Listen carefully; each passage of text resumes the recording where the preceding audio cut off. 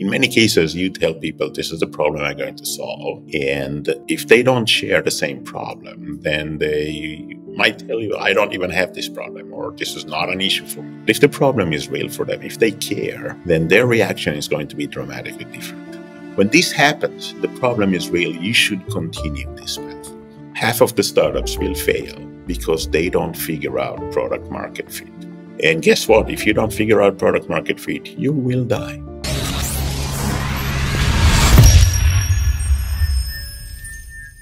You know, you've been an entrepreneur for a while. Was Waze your first company that you guys started and tried, or was there many failures before that? So there was one failure before that. I started as people occasionally ask me if how many users Waze have, and I would say this is about 700 or maybe 800 million people. Move had more. None of them is my biggest product in terms of users, because I started my career at a corporate called Converse Technology that was doing voicemail. And that was a long time ago, right? And voicemail, actually, there were more people using voicemail than Waze or even. And I started as a software developer, and it was only years later that I decided that I'm going to switch into startups. But I was always driving innovation and changes and challenging pretty much everything. So my first startup was actually focusing on mobile email in somewhere in 2000, and ended up to become a problem worth solving, but someone solved it way better. That was BlackBerry solved it way better. What was the decision to say, I'm going to pivot and do something different? Because there's too many people listening. They're doing something now, and they're like, I've already committed 2, 5, 10 years. I put too much time. I have invested too much time to lose this time. And they keep pushing something that's not really solving the right problem. How did you decide that that wasn't the right problem to solve? I will go back to the beginning, right? When you speak with people and try to understand their perception of the problem, this is usually when you need to either decide that this is what you're going to do or give up, right? Because in many cases, you tell people this is the problem I'm going to solve. And if they don't share the same problem, then they might tell you, I don't even have this problem, or this is not an issue for me, or whatever, right? But if the problem is real for them, if they care, then their reaction is going to be dramatically different.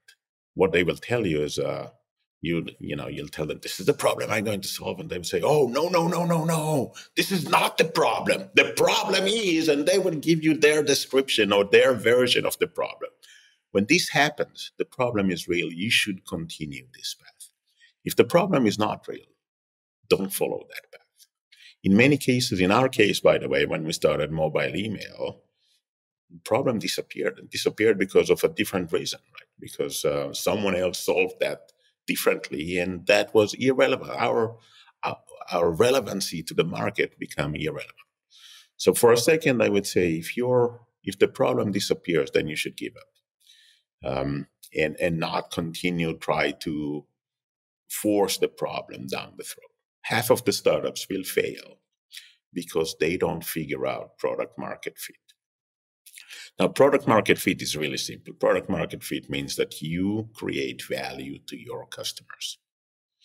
And guess what? If you don't figure out product market fit, you will die. As simple as that. That's it. You never heard of a company that did not figure out product market fit. They simply died. But when you think of companies that did, and for a second, I would say, think of all applications on your smartphones that you're using every day, right? From Facebook, WhatsApp, Uber, Waze, Netflix, whatever it is. And ask yourself, what is the difference between any of those today? And the first time that you've used that, and the answer is that there is no difference. We are using Waze today the same way that we used Waze for the first time in our life. We are searching Google today the same way that we search Google for the first time in our life. So once a company figure out product market fit, they don't change that anymore. That's the value that they bring to their customers. What we usually don't know is how long did it take them to get there. And that's a long journey. For all the companies, it's a long journey. For Waze, it was 4 years. For Microsoft back in the 70s, it was 5 years. For Netflix, it was 10 years, right? Now, if you'll tell me, oh, today it's very different, like ChatGPT is only a year, I will tell you, wait a minute, they are more than 7 years old, right? It took them 6 years until you heard about them for the first time. So it takes time to create value. And we all know that it takes time to create value. Okay. But we never heard of them beforehand. And so we tend to think that that was overnight. No, it was not overnight. There is only one metric for product market fit. Only one metric: retention. Guess what? If you create value, they will come back. That's it. If they are not coming back, that means that you are either too complex and they're unable to figure out the value, or you don't create enough value. And therefore, they're not coming back. Everyone always thinks they are always an overnight success. And then they compare themselves to these types of companies going, well, I should be further along. Like, we've been doing this podcast for 10 years. We haven't missed an episode in over 10 years. And everyone's like, well, I'm going to start a podcast and then it's going to be an overnight success. I'm like, no one listened for the first 2 or 3 years. Like, probably only my mom listened. She had no idea what it was. But I also like what you were saying is, if you figure out the problem and you provide value to that problem, they won't leave. Or, well, they will leave in the short term, but if they come back, right? Because a lot of times people go, well, it's the bigger and better deal. Let me go try this. And that's what we find a lot of times in our communities that we've built. They'll be in it for a year and they'll be like, hey, I think I got everything I needed. But they don't realize that that community keeps adapting and solving other problems. And then they come back in 6 months or 2 years from then and be like, man, I've tried all this other stuff. This was awesome. Let me come back. And that's always my greatest feeling to the team of like, these people came back because we were providing them value to a particular problem that they were having. At the end of the day, entrepreneurship journey is about value creation. That's it. And this is really the essence of the journey. Now, the journey is really hard, right? I can describe the journey in 3 or 4 different dimensions, right? The first one is that it's a roller coaster journey with ups and downs and way more frequent than any other business in the world. Right? Now, if you'll tell me that you had ups and downs, I'm pretty sure that everyone that created something had ups and downs, dramatic ups and downs. But I think that I heard the best quote on that from Ben Horowitz. Ben Horowitz is one of the founders of Andreessen Horowitz venture capital firm. And before that, he used to be a CEO of a startup. And he was asked whether or not he was sleeping well at night as a CEO of a startup. And he said, oh, yeah, I slept like a baby. I woke up every 2 hours and cried. I like that one. That's good. It's also a journey of failures, right? We are trying to build something new that no one did before.